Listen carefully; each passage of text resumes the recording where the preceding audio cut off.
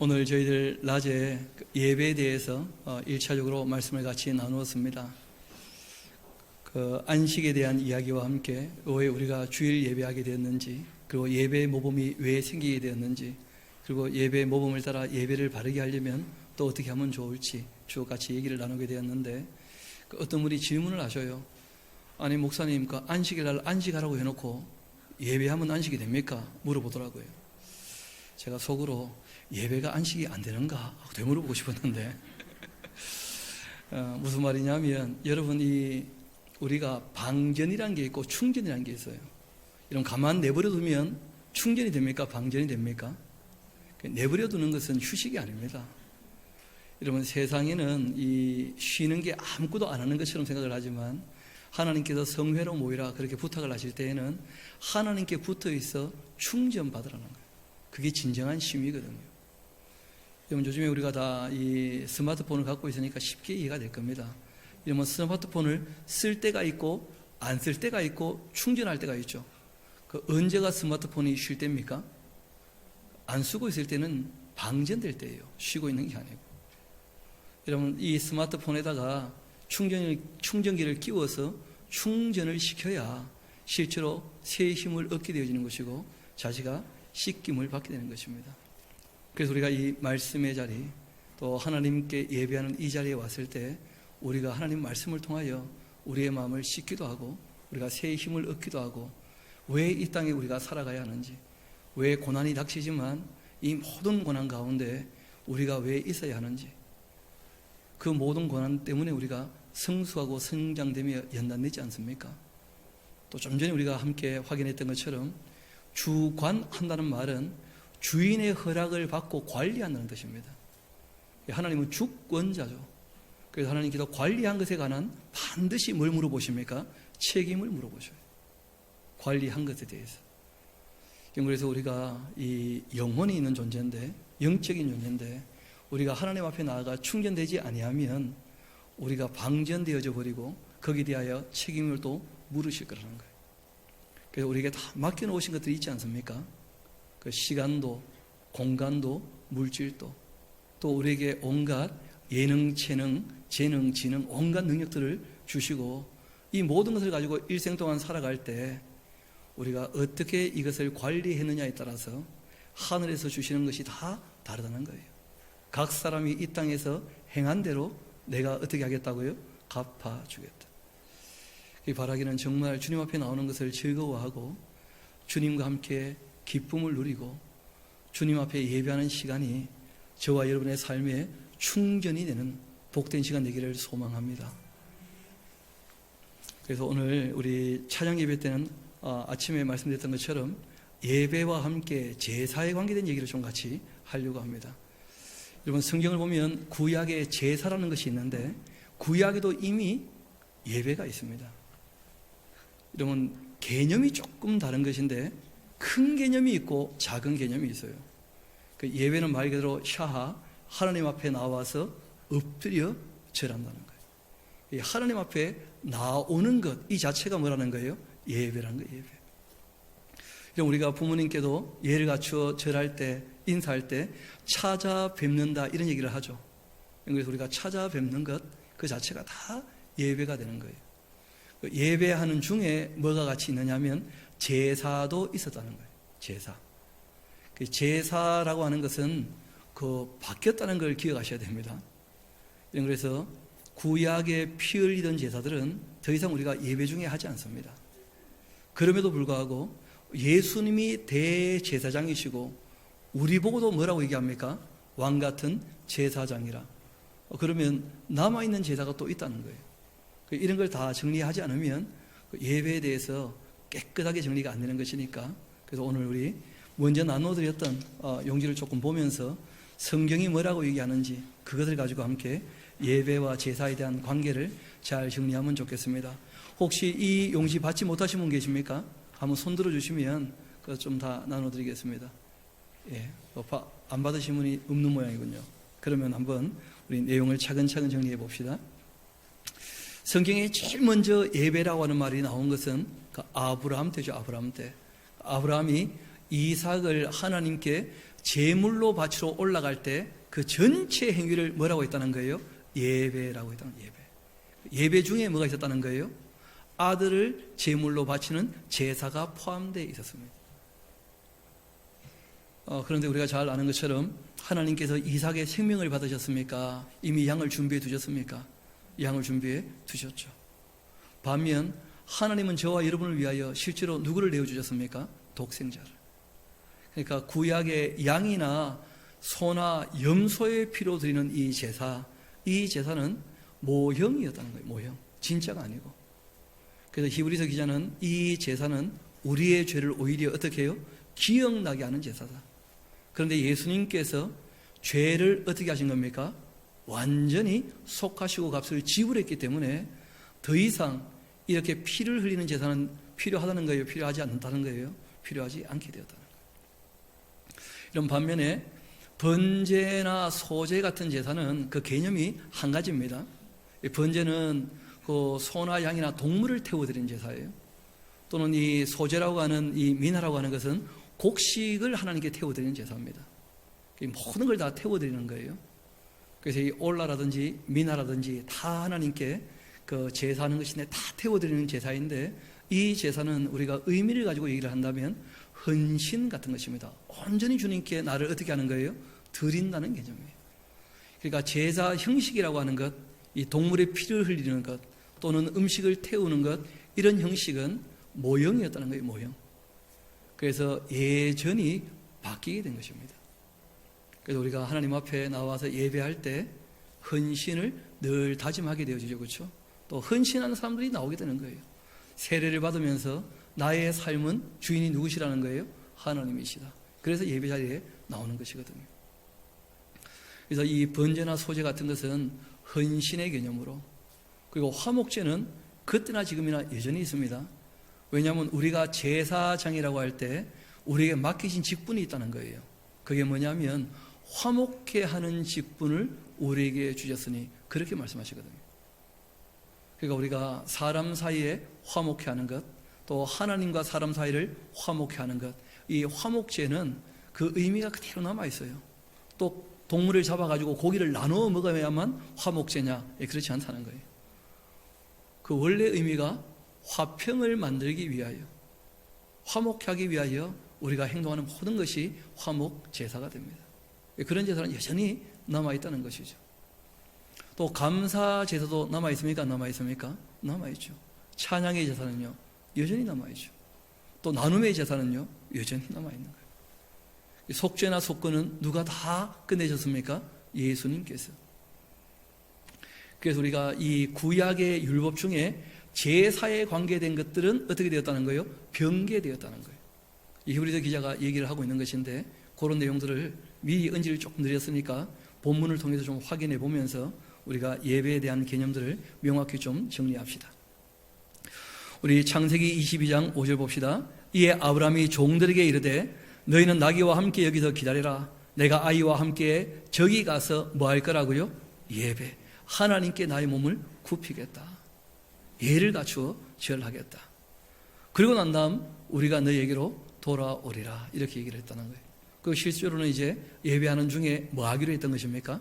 이삭을 제물로 바치려고 했던 것이었죠. 출애굽기를 보면 하나님에 대해서 오해하는 사람이 있다는 거예요. 여러분, 우리가 오직 믿음 이런 말을 쓰는데 한번 여쭤봅시다. 거짓을 믿어도 믿음은 믿음입니까? 아닙니까? 그렇잖아요. 아니, 확실히 믿은 거 아니에요. 뭘 믿었습니까? 거짓을. 우리가 왜 이단이나 사이비를 경계하느냐? 그 안에 있는 사람들은 거짓인데 확실히 뭐하고 있다는 거예요? 너무 확실히 믿어요. 보니까 믿음이 중요한 게 아니라는 거예요. 알고 보면 무엇을 믿느냐?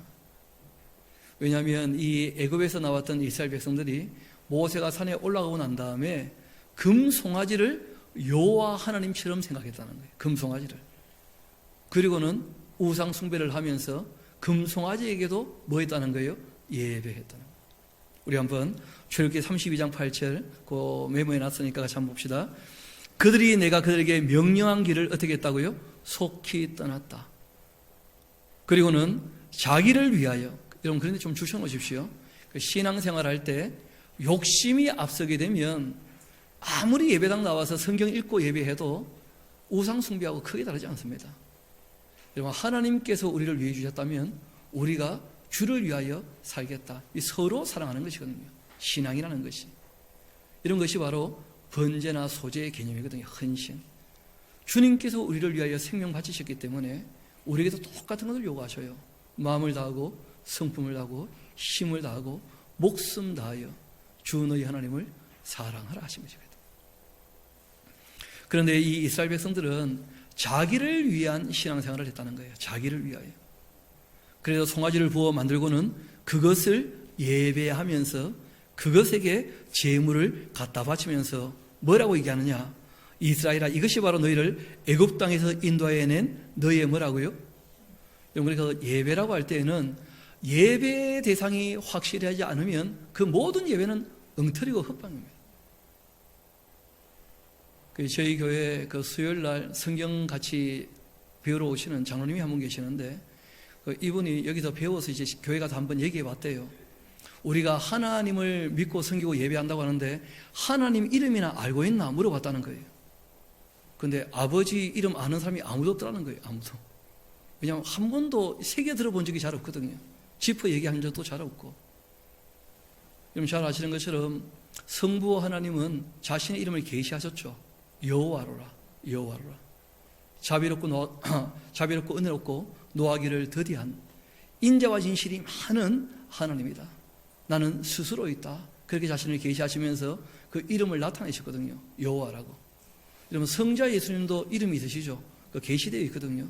그 이름의 뜻이 뭐냐면 예수인데 여호와 하나님께서 우리를 어떻게 하신다는 거예요? 구원하신다. 그것 때문에 본인이 오셨다는 거예요.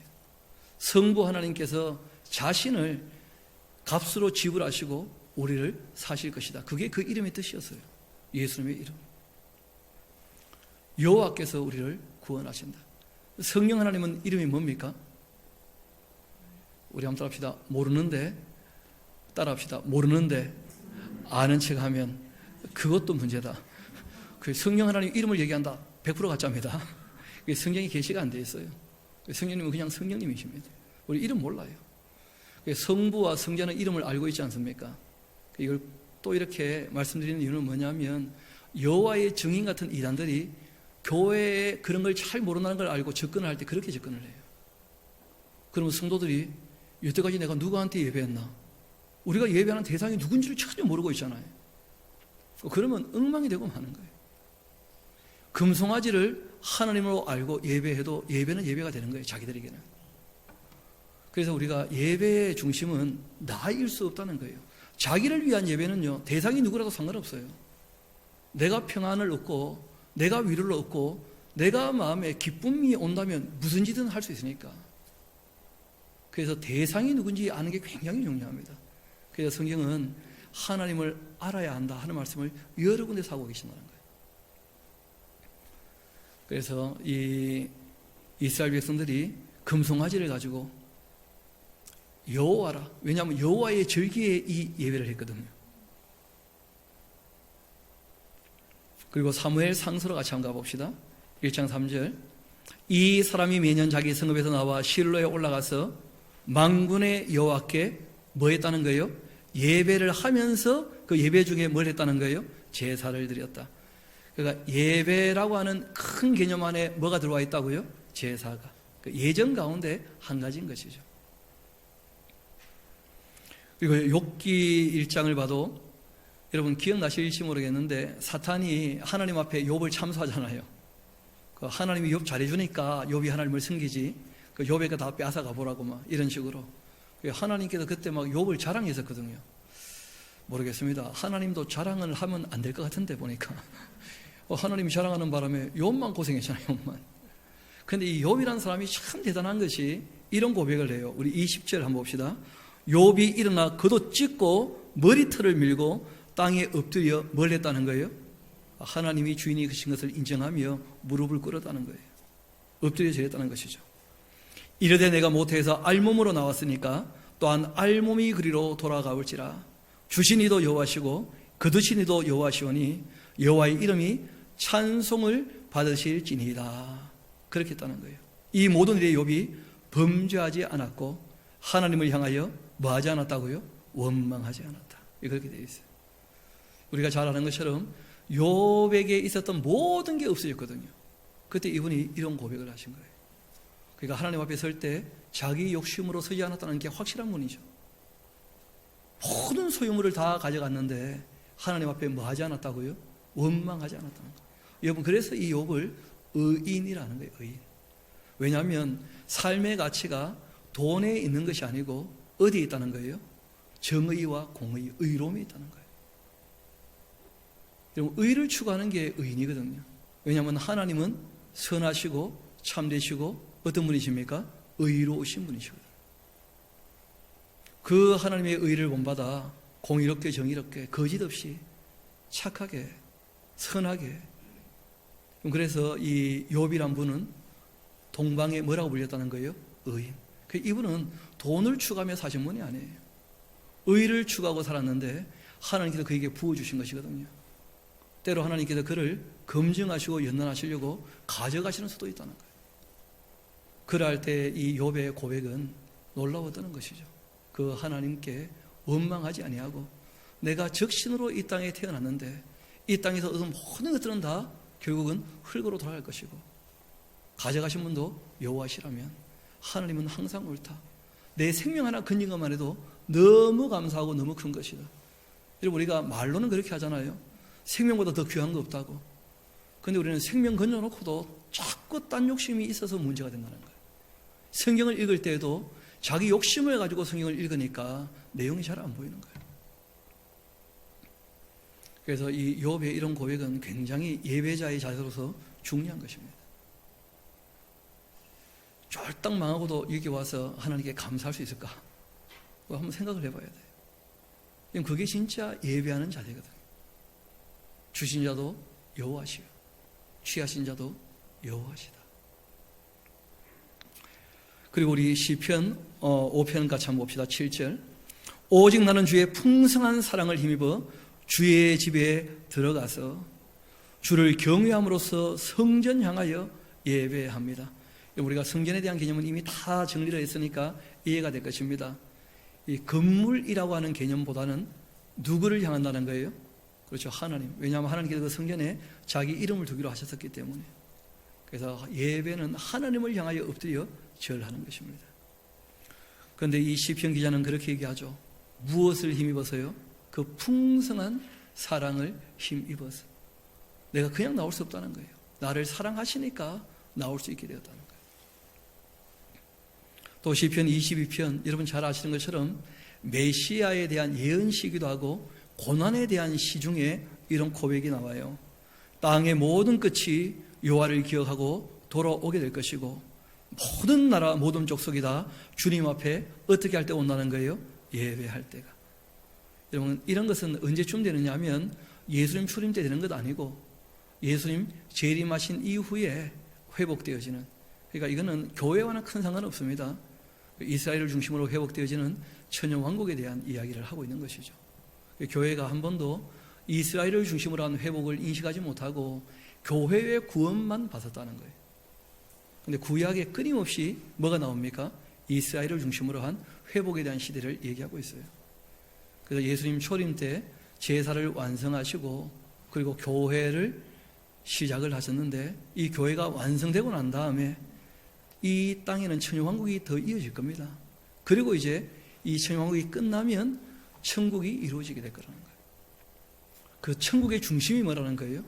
완성된 교회, 새 예루살렘이라는 거예요.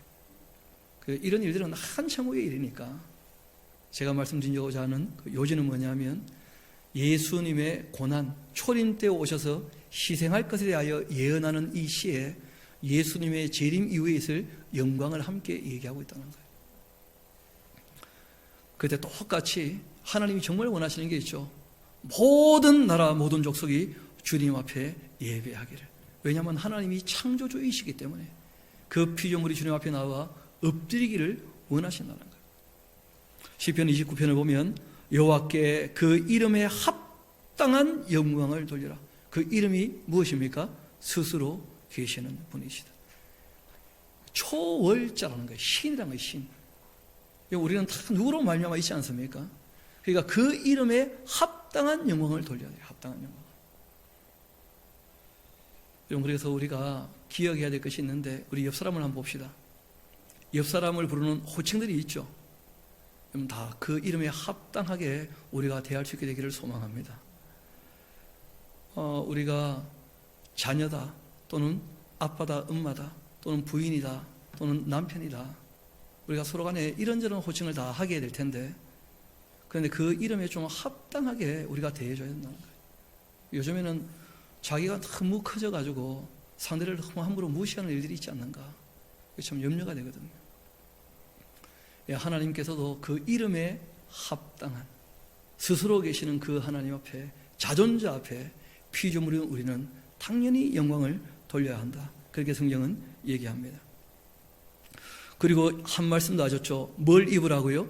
거룩한 옷 입고 여호와께 말하고요. 여러분, 옷을 좀 봐야 될 것 같은데 여러분, 어떤 옷을 입으라고요? 그러니까 적어도 하나님 앞에 나올 때에는 평상복 말고 좀 구별된 옷을 입으시라는 거예요. 구별된 옷을. 좀 깔끔하게 정리가 된, 그 개혁교회에서는 사치를 얘기한 게 아닙니다. 가장 깨끗하게, 말끔하게. 참 이 교육대로 잘 안 되어서 염려가 되는데, 신발도 슬리퍼 끌고 오고 그렇게 하면 안 됩니다. 옛날 제가 들었던 얘기인데, 한 분이 슬리퍼 끌고 왔어요. 청년이. 장로님이요, 다리 몽둥이 부러뜨린다. 옛날 어른들은 그랬죠 뭐. 요즘에는 너무 이 거룩한 삶의 자세, 그 복장 단정 이런 게 너무 안 통하는 시대예요. 왜냐하면 너무 다 옷이 좋으니까. 옛날에는 옷이 구별되기가 참 좋았죠. 다 안 좋은 옷인데 주일날만 좋은 옷 딱 꺼내 입으니까 나들이 옷. 그러니까 이게 표가 났는데, 요즘에는 모든 옷이 다 좋은 옷이니까 뭐. 요즘엔 제일 좋은 옷이 추리닝이더라고요 보니까. 워낙 비싸가지고 뭐. 그것도 뭐 이 장인이 한 땀 한 땀 있다가지고 뭐 그런 거 너무 비싸니까. 그렇게 말고 하나님께 나올 때 여러분, 사람이 복장에도 영향을 받습니다. 작업복을 입고 오면요, 작업하는 것처럼 보여요. 예비 군복을 입으면요, 목사도 예비군이 됩니다. 다 바뀌어요 그냥. 이 복장이란 것도 무시 못한다는 거예요. 사람이 영향을 받거든요. 그래서 하나님께서 부탁하셔요. 예배하러 올 때 거룩한 옷을 입으면 좋겠다. 또 그 다음 봅시다. 시편 96편 9절이죠. 아름답고 거룩한 것을 가지고 여호와께 어떻게 하라고요? 예배하라. 왜냐하면 하나님의 그 품성이죠. 선하시다, 또 참되시다, 의로우시다, 아름다우시다. 우리의 일상적인 삶이 그 하나님을 닮아서 좀 착하게, 좀 선하게, 좀 바르게, 좀 아름답게, 그것을 가지고 예배하러 나오라. 그렇게 시편 기자가 노래하는 것이죠. 또 시편 99편 9절을 보면, 너희는 여호와 우리 하나님을 높이고 그 성산에서 예배할지어다. 여호와 우리 하나님은 거룩하시기 때문에.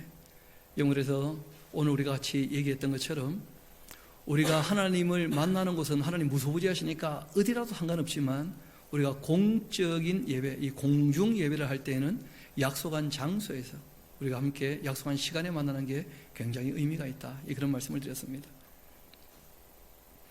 그리고 요한복음을 보면 이런 말씀이 나오죠. 명절에 뭐하러 올라왔다는 거예요? 예배하러, 예배하러. 그러니까 예배란 개념이 제일 큰 개념입니다. 하나님을 찾아뵙는 것, 그 하나님 앞에 엎드려 절하는 것, 이게 전부 다 뭐라는 거예요? 예배라는 거예요. 원래 예배라는 우리말 뜻도 괜찮죠. 예를 갖추어 절을 하는 것이다. 원래 욕심 같아서는 여기 징 하나 걸어놓고 징 하면서 절하면 다 절하고 막, 원래 하나님께 절해야 되거든요. 예배가 원래 하나님께 예를 갖추어 절하는 시간이잖아요. 근데 놀랍게도 모든 이 이방 종교, 그 우상 종교는요, 다 신에게 절을 해요. 놀랍게도 우리 기독교만 하나님께 절을 안 해요, 절을. 이유는 단순합니다. 영이셔서 안 보여서 그래요, 안 보여서. 원래 우리가 이 예배의 자세는 뭐 하는 자세라는 거예요? 절하는 자세.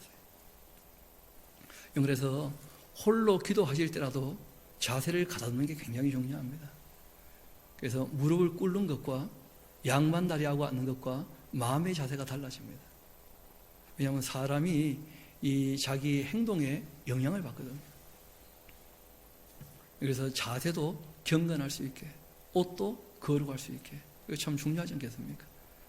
그 이단 사이비는 또 이런 걸 잘 이용해요. 사람의 심리를. 그래서 이단 사이비들 그 예배하러 모인 거 보면 여러분 지스를 딱 맞추고요, 복장을 딱 갖추게 하고요, 심지어 그 예전에 조희성 같은 사람은요, 의자 다 치우고 무릎 꿇고 앉게 해요. 자기만 딱 떠서. 그러니까 사람들이 무릎을 꿇고 이렇게 하다 보니까 뭐가 있는 줄 아는 거야. 무릎을 꿇고.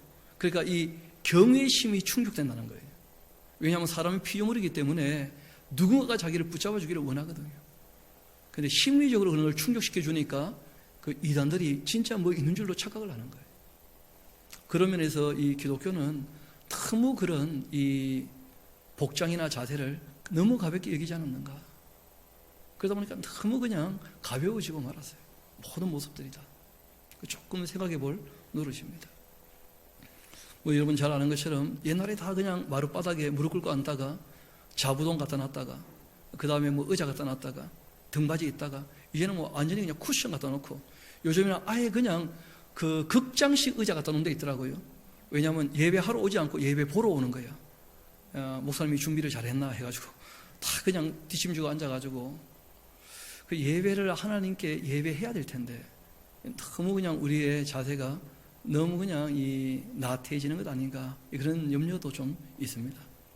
그래서 우리가 내용은 바르게 좀 알고 마음도 우리의 자세도 조금 다듬어야 될 필요가 있으리라 그렇게 믿습니다.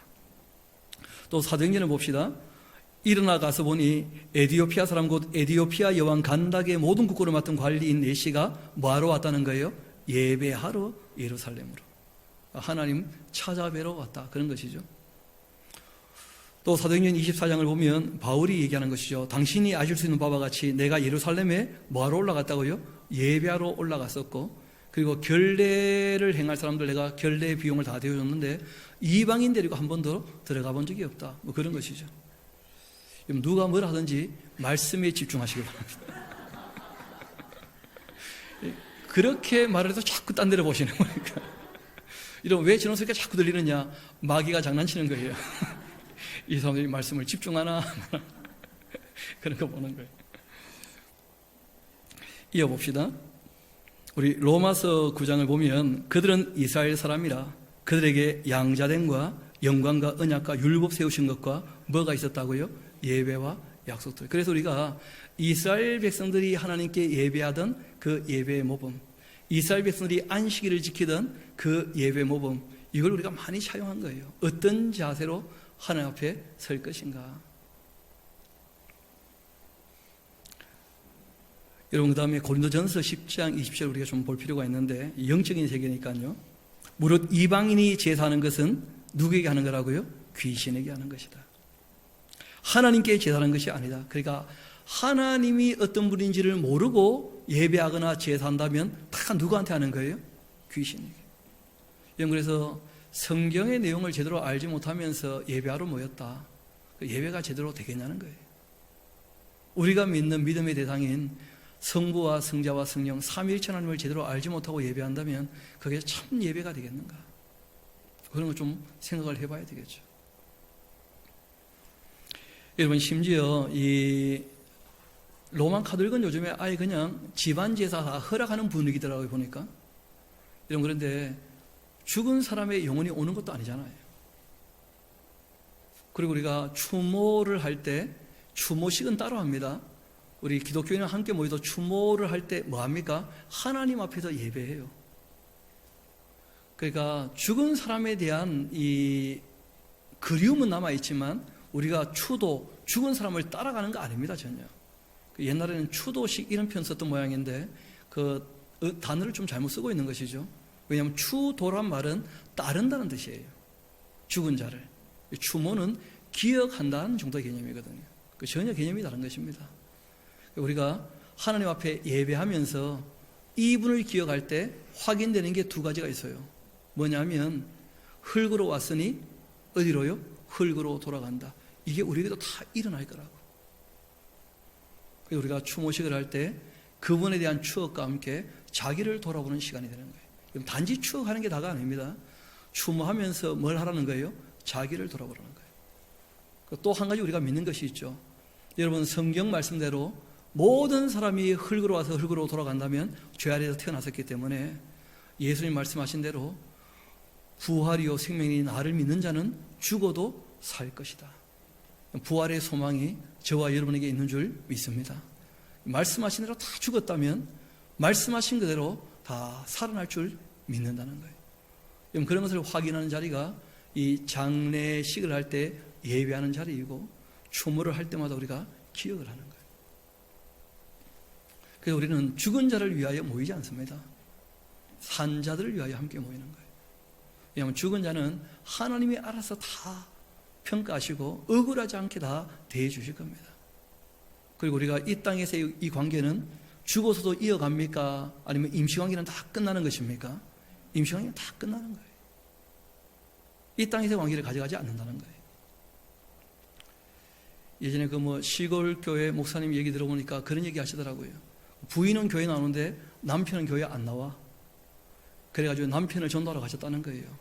그랬더니 한번 물어봅시다 하면서, 아니 천국은 영원하다면서요. 예, 내 부인은 예수 믿어 천국 가겠구만요. 그렇죠. 그러니까 나는 절대 안 갑니다. 그랬다는 거예요. 좀 못되던 모양이죠, 부인이. 내가 지금 30년도 힘들어 죽겠는데 영원히 생각도 없어요. 그런 식으로 살면 안 됩니다. 그렇다 할지라도 천국 가야 됩니다. 왜냐하면 그 관계가 이어지는 관계가 아니에요. 천국은 시집가는 것, 장가하는 것도 없는 것이고, 누가 그런 식의 오해를 해서 물어보더라도 대답할 수 있어야 돼요. 그래서 이 귀신과 교제하지 않도록 부탁을 하신 거예요. 왜냐하면 우리가 뭘 모르고 무지하게 되어지면 누가 활동합니까? 악령이 쏘긴다는 거예요. 무지하면. 그리고 우리가 꼭 극복할 것이 몇 가지가 있습니다. 무지하지 않도록, 그리고 우리가 오해에 빠지지 않도록, 우리가 편견에 치우치지 않도록, 우리가 걸어놓고도 또 고집 부리는 어리석음 빠지지 않도록, 또 우리가 교만하거나 태만하지 않도록, 그리고 욕심이 일어나지 않도록 우리가 이 넘어설 것들이 꽤 있거든요. 그 중에 제일 우선이 뭐냐면 무지하지 않도록, 하나님이 누군지도 모르면서 예배하는 것, 이 말이 안 되는 거예요. 그래서 성경은 우리에게 부탁하십니다. 너희가 귀신과 교제하는 데가 되기를 내가 원치 않는다. 그런 말씀을 하신 거예요. 이브리서를 보면 3장 1절에 그러므로 함께 하늘의 부르심을 받은 거룩한 형제들아, 우리가 믿는 도리의 사도시며 대제사장이신 예수님을 어떻게 하라는 거예요? 깊이 생각하라. 그 예수님 대제사장이시다. 그리고 히브리서 7장을 보면 이렇게 되어 있죠. 구약의 그 모든 제사에 관하여 얘기를 한 거예요. 이 제사의 직분이 바뀌어졌다고 한다면 율법도 반드시 어떻게 될 거라는 거예요? 바뀌어지는 것이다. 그래서 제사에 관계된 이 모든 율법은 어떻게 되었습니까? 완전히 바뀐 거예요. 그래서 더 이상 구약에서 짐승을 잡거나 불에 태웠던 그런 제사는 더 이상 하지 않습니다. 왜냐하면 예수님께서 제사를 완성하셨기 때문에. 한번 히브리서 10장 5절에서 9절은 집에 가서 한번 읽어보시면서 폐하여진 것이 무엇인가, 새로 세우신 것이 무엇인가, 이걸 다 확인해 보실 수 있으면 좋겠습니다. 그리고 10장 18절에 결론적으로 이렇게 말씀하시죠. 다시는 죄를 위하여 제사 드릴 것이 있다는 거예요, 없다는 거예요? 없다는 거예요. 그 제사법은 다 바뀌었을 뿐 아니라 죄에 대한 제사는 더 이상 필요치 않다는 거예요. 그러니까 수련회 가서 또 십자가 못 박아놓고 거기다 또 촉 꼽아놓고 또 자기 죄를 써가지고 태우면서 주여 우리의 죄를, 그런 또 배화교도 아니면서 불 켜놓고 그런 짓 하면 안 돼요. 기독교인데. 그러면서 우리 죄는 다 날라갔다. 그럼 예수님 십자가에 왜 달리신 거예요, 그러면? 완전히 예수님의 십자가를 모욕하는 짓입니다. 교회가 뭘 모르니까 수련할 때 그런 이상한 행동을 한다는 거예요. 더 이상은 죄를 위한 제사는 필요합니까? 필요치 않습니까? 필요 없어요. 우리가 죄를 안 지고 살려고 몸부림을 쳐야지. 스스로 마음을 속이는 거 말고는 아무것도 아니거든요. 아니 그 죄를 적어놓고 태워놓는다고 죄가 사라지는 겁니까? 그렇지 않잖아요. 죄를 자복하고 회개하고 용서받고 그리고 죄 짓지 않으려고 죄와 싸우고 그렇게 해야지. 크게 잘못되어 있다는 것이죠. 우리 뒷장으로 한번 넘어가 봅시다. 이제 결론적인 말씀들이 거기 기록되어 있으니까요. 거기 보면 이렇게 되어 있죠. 내 백성이 뭐가 없어서 망한다고요? 어떤 지식이 없느냐? 너가 지식을 버렸으니 나도 너를 버려 내 제당이 되지 못하게 할 것이고 너가 너희 하나님의 율법을 잊었으니까 나도 너희 자녀들을 잊어버릴 것이다. 그러니까 하나님을 아는 지식도 없고 하나님의 말씀을 아는 지식도 없는 거예요. 이건 그래서 망한 겁니다. 지금 우리가 하나님의 말씀을 너무 모르고 있다는 거예요. 얼마나 모르느냐? 교회가 이단보다 더 모르는 것이 현실이라는 거예요. 너무 큰 문제 아닙니까? 여러분 신천지 대학생하고 기성교회 장로님하고 성경 가지고 씨름하면 기성교회 장로님이 이길 것 같아요? 신천지 대학생이 이길 것 같아요? 여러분 한번 양심에 손을 얹고 손에 양심을 얹고 한번 생각을 해봐요. 여러분 누가 이길 것 같아요?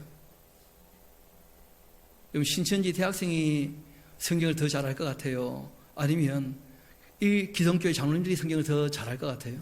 씨름하면 누가 이길 것 같아요? 그리고 한번 노골적으로 물어봅시다. 신천지만도 못하다면 그럼 신천지보다 더 잘못된 거 아니에요? 그런 인식조차 잘 없다는 거예요, 사람들이. 성경은 얘기합니다. 너희가 하나님을 아는 지식, 그 하나님의 말씀을 아는 지식이 없어서 망하고 있구나. 북왕국이 망한 이유는 거기 있었다는 거예요. 우리 호세아서 6장 6절을 봅시다. 이 제사에 대한 이야기와 함께 예배를 우리가 정리해야 되니까요. 나는 인애를 원하고 제사를 원하는 것이 아니고 번제보다 뭘 원하신다고요? 하나님을 바르게 아는 걸 원하신다는 거예요. 제사가 중요한 게 아니라 누구 앞에 나아가는가, 누구에게 엎드려 절하는가, 누구를 인정하고 있는가. 우리가 믿는 믿음의 대상을 명확히 알아야 될 거 아닙니까? 온갖 많은 프로그램과 예전이 있을지는 모르겠지만 우리가 믿고 있는 분이 누군지를 모르고 있다면 그건 아무 의미가 없는 것이죠.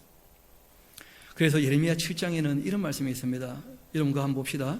사실은 하고 얘기를 시작하셔요. 내가 너희 조상들을 애굽 땅에서 인도해낸 날 실제로 레위기 기록되었던 번제나 희생 이런 거 하라고 말한 것이 본질이 아니었다는 거예요. 이걸 내가 명령하지도 아니었다. 오직 내가 이것을 그들에게 명령하여 이런 이유는 너희는 뭘 하라고요?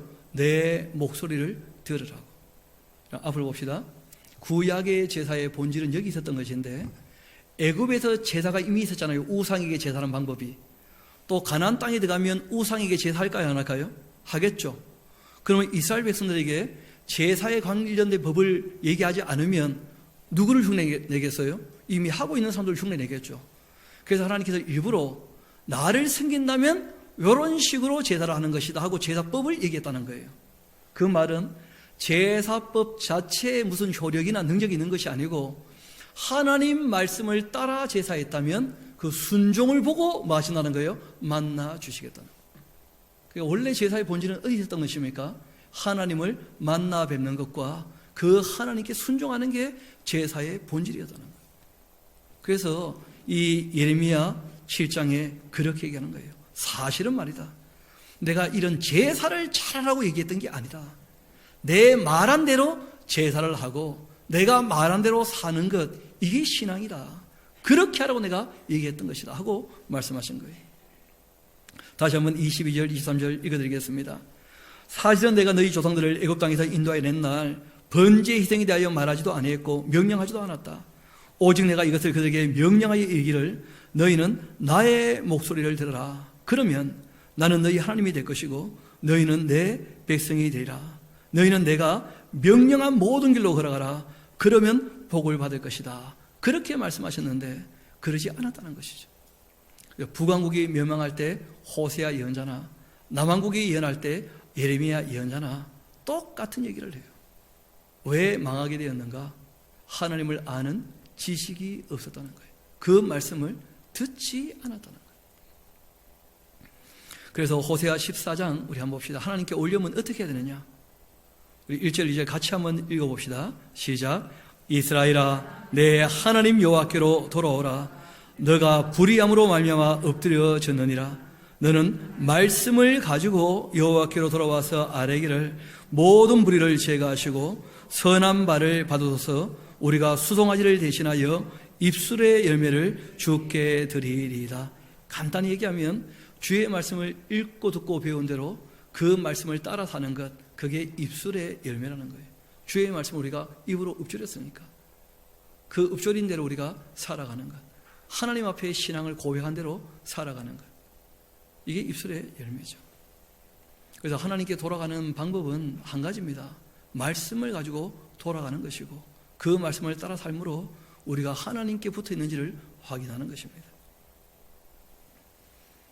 그래서 하나님께서 우리에게 말씀하신 내용, 우리 예레미야 9장 우리 같이 한번 찾아 읽어보도록 합시다.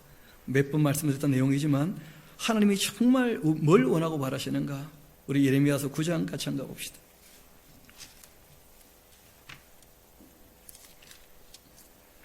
그 23절, 24절 우리 같이 한번 읽어보도록 할까요? 예레미야서 9장 23절, 24절 시작.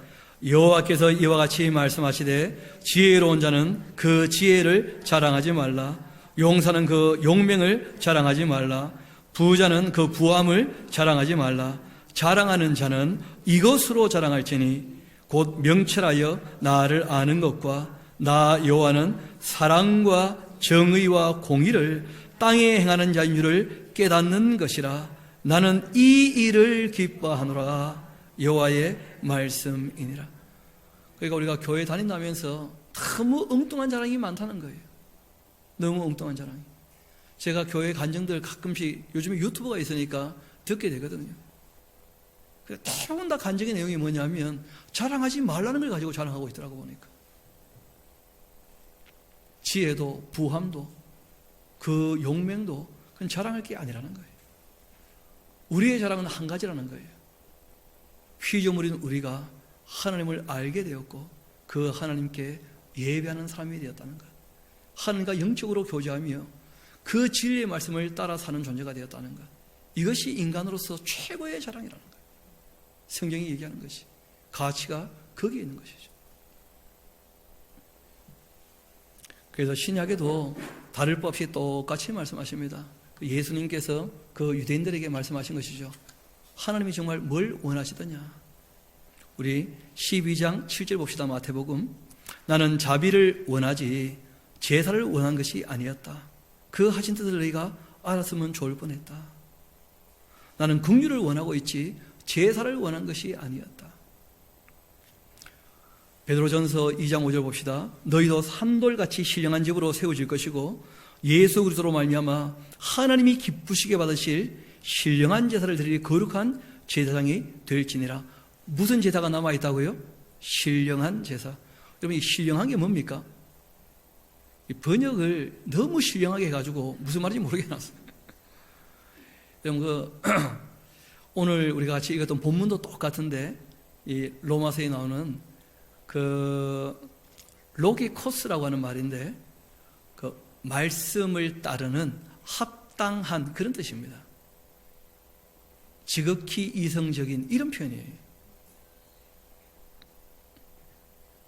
근데 이걸 그냥 신령하다 이렇게 번역을 해놓으니까, 여러분 반면에 요한복음은 그 푸뉴마, 그 영입니다. 영과 진리로 그 영이신 하나님과 교제하는 것을 얘기한 거예요. 예수님으로 말미암아서. 그리고 진리를 따르는 삶으로, 이게 참 예배라 그렇게 말씀하신 것이거든요. 여러분, 이 땅에서 하나님의 그 말씀을 쫓아 합당하게 살아가는 것이 뭐라는 거예요? 우리의 제사라는 거예요. 신령한 제사. 이어봅시다. 요한계시록 20장 6절에도 우리 보고 뭐라고 얘기하느냐 하면, 이 첫째 부활에 참여하는 자들은 복이 있고 거룩하다. 둘째 사망이 그들을 다스리는 권세도 없고 도리어 그들이 하나님과 그리스도의 제사장이 되어서 뭐가 될 거라고요? 제사장. 그래서 이 천년왕국이 이루어질 때 하나님과 이 사람 사이에 우리가 뭐 하는 일을 하게 될 겁니까? 화목해 하는 일을. 천년 동안 그리스도와 더불어 왕노할 것이다.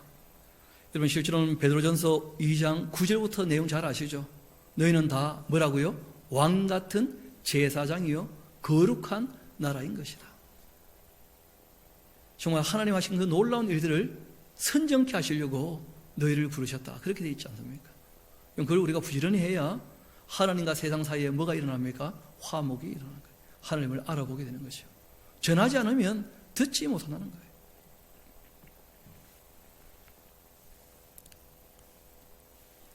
우리 조금 내려와서 말라기 2장 7절을 봅시다. 제사장의 입술은 뭘 지키고 있어야 된다고요? 어떤 지식이겠습니까? 하나님을 아는 지식, 그 말씀의 내용을 아는 그 지식. 여러분, 이게 꼭 필요하다는 거예요. 제사장은. 구약의 제사장도 마찬가지고 신약의 제사장도 마찬가지입니다. 성령님께서 오시게 되면 권능을 받게 되어서 이 예루살렘, 유다, 사마리아 땅끝까지 내 증인이 될 거라 말씀하셨는데, 증인이 되려면 증언할 내용이 있어야 될 거 아니에요. 우리가 전하게 될 그분이 누구이신지, 그분이 어떻게 살라고 하셨는지, 그 증언할 내용도 없이 무슨 증인을 어떻게 하고 있다는 거예요, 대체. 이건 그러니까 이단들한테도 안 되는 거예요. 내용이 없어서.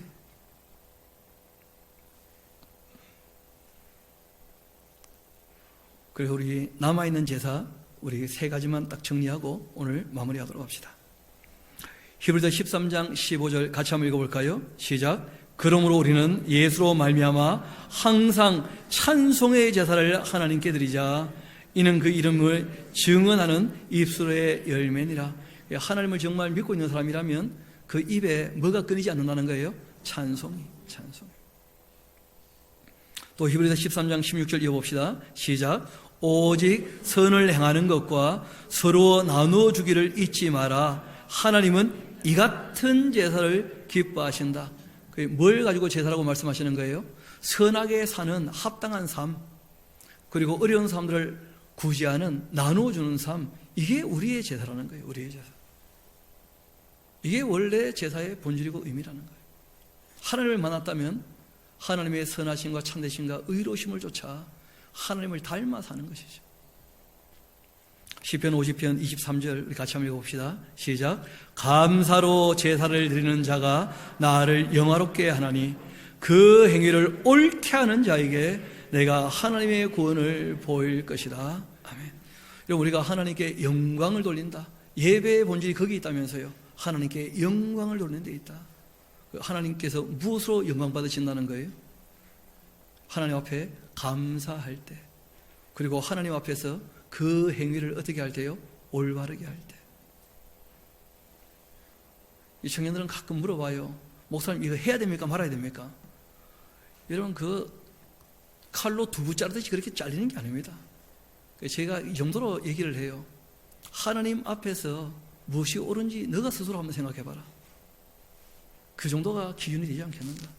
왜냐하면 사람이 자기 수준에 맞게 살아야지 내 수준에 맞출 수 없잖아요. 그래서 하나님 앞에서 정말 우리가 올바른 삶을 살아가는가. 그리고 이제 오늘 본문 말씀으로 돌아오면 정리가 깨끗하게 될 것입니다. 우리 로마서 12장 그러므로 하고 돌아가 봅시다. 잘 아시는 것처럼 로마서 앞의 내용은 다 우리는 죄인이었는데 예수님으로 말미암아 우리가 용서받았고 죄의 사함을 얻어서 하나님과 화목해 되었다. 아브라함이 하나님과 사귀었던 것처럼 이제 우리가 예수 그리스도로 말미암아서 아버지 하나님과 사귐을 얻게 되었다. 내 동족 아직 이스라엘은 이 사실을 깨닫지 못하고 있지만 이제 너희들은 다 알게 되었지 않느냐? 그러므로 이렇게 연결된 거예요. 형제들아, 내가 하나님의 모든 자비하심으로 너희를 권하노니 너희의 무엇을요? 몸을 하나님이 기뻐하시는 거룩한 뭐로 드리라고요? 산제물로. 그러니까 우리가 지금 정리했던 것처럼 산제물의 내용들이 뭐겠습니까? 감사의 제사, 찬양의 제사, 의롭고 선한 삶, 참된 삶, 나누어 주는 삶, 이런 것이 우리의 삶을 제물로 바치는 제사장으로서 우리의 삶이라는 거예요. 그리고는 이어 말씀하십니다. 이것이 너희가 드리는 뭐라고요? 영적 예배라 되어 있죠.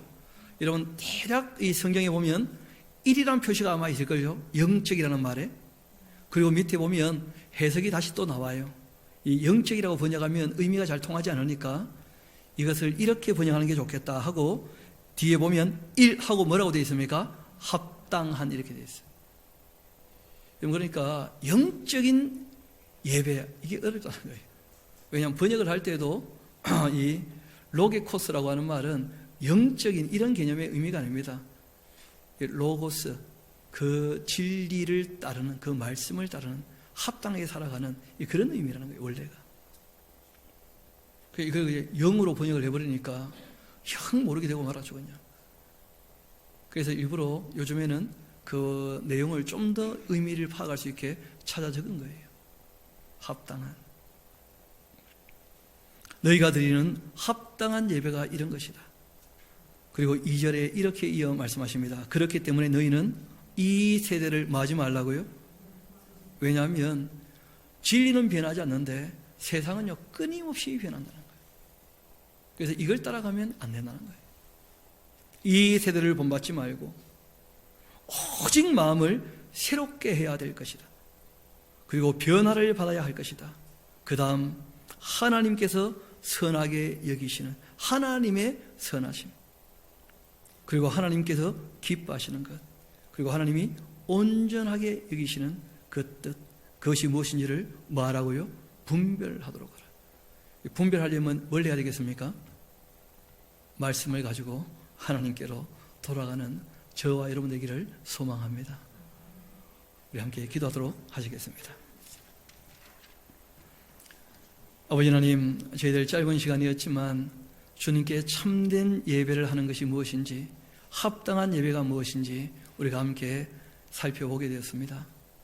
우리가 주님 앞에서 우리가 정말 믿고 따르는 주님이 어떠한 분이신지, 또 누구이신지, 또 주님께서 무슨 일을 하셨는지, 또 앞으로 무슨 일을 하실지, 그리고 무엇보다 우리에게 무엇을 하며 살아가기를 원하시는지 저희들이 주님의 온전하신 뜻을 바르게 살피어 주님의 선하심을, 주님의 참되심을, 주님의 의로우심을, 주님의 아름다우심을 닮아 살아가기를 소망하오니 아버지 하나님, 저희들을 도와주시며 우리의 삶을 인도하여 주옵소서. 모든 걸 주님께 의탁합니다.